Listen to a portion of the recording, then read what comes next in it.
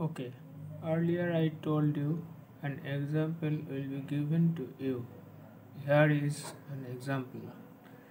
First, look at the points. Points: a crow became thirsty, searched water, found no water, sat on a tree, looked around, saw a pitcher, flew there, found some water, too low, looked around, some pebbles, thought of a plan, dropped pebbles into the pitcher. Water level rose high, quenched her thirst.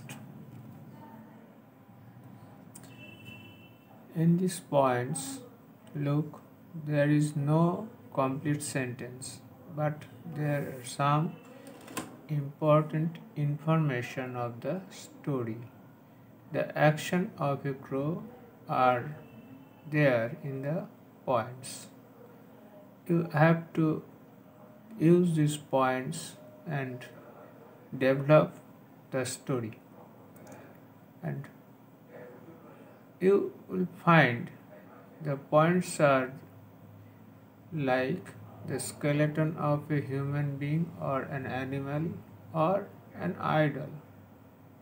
The structure, these are the structure, and then you have to complete by adding words, sentences. That is, you have to make it a colorful one. Then look at the answer. Look at the beginning. The first sentence: there once lived a crow in a forest. In this story, it is in this example, rather, it is started in this way. But there are many other ways to start. One can start with long, long, there lived a crow in a forest, or once upon a time there lived a crow in a forest, or simply there lived a crow in a forest. Any one is correct. Then the development of the story using the main theme, main meanings of the points are going on. Follow the next few sentences or the development of the story. Generally, we become thirsty when it is summer or too hot. So, logically, you may write, in a summer day, she became thirsty. Look, the pronoun she. We use crow as a feminine gender. So here she is used. She became thirsty. She went here and there in search of water, but she found no water. In despair, she sat on a high tree and looked around. All of a sudden, she noticed there was a pitcher under a tall tree nearby. She was delighted with hope, and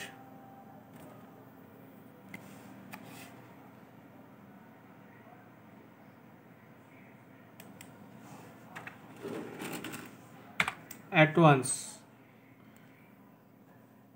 flew to the pitcher. She peeped into the pitcher hopefully.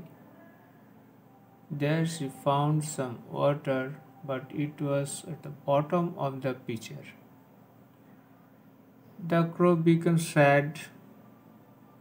She tried to overturn the pitcher in vain.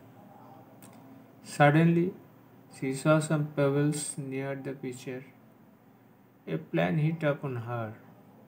She took a pebble with a beak and dropped it into the pitcher. In this way, she dropped many more pebbles, and at last, the level of water raised high up to the mouth of the pitcher. The crow then drank water and quenched her thirst and flew away happily. In the story, you have noticed some words are changed with the similar meaning of words, and you can do that. It will provide a sense that you haven't copied it from others or anywhere else. It is the originality of a student to use similar words or synonyms of the words that are given in the poems. And there is an expression in vain. When a action is tried or when someone tried a thing unsuccessfully, then it is used.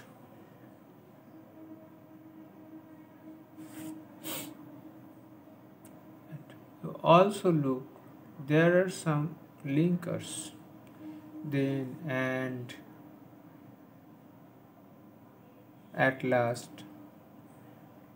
These are the part of development of a story from the points. One must have to use these linkers to